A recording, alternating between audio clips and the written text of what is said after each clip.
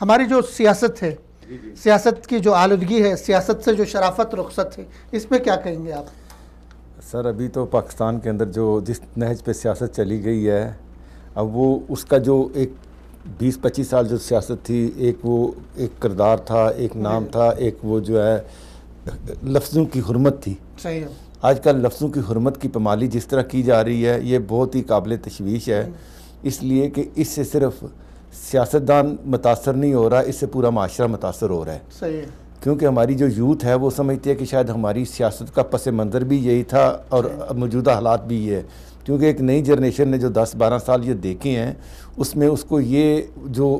سیاست پاکستان کو اب اس نے دیکھی ہے جس طرح کی وہ نیگیٹیوٹی والی ہے، دوسری وہ منفی سیاست ہے، وہ اب وہ ان کے ذہنوں میں بیٹھ رہی ہے۔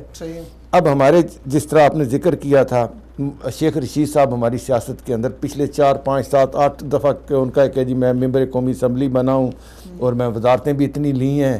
اب ایک نوجوان جو ہے پاکستان پیپلز پارٹی کا چیئرمین ہے، اب بھلا اس سے آپ کو ذاتیات تک چلے جانا، ٹھیک ہے، پھر ایسے الفاظ کا استعمال کرنا جو ایک میں تو سمجھتا ہوں کہ ابھی لفظ استعمال کروں کہ تھڑے کی سیاست، یعنی کہ آپ جب بات کرتا ہے، ایک منسٹر ہے، فیڈرل منسٹر ہے، جب وہ ایک بات کرتا ہے تو اس کی آواز جو ہے وہ پورے پاکستان کے اندر جاتی ہے، اور جو پارٹی برسر اقتدار ہوتی ہے وہ اس کا ترجمان ہوتا ہے۔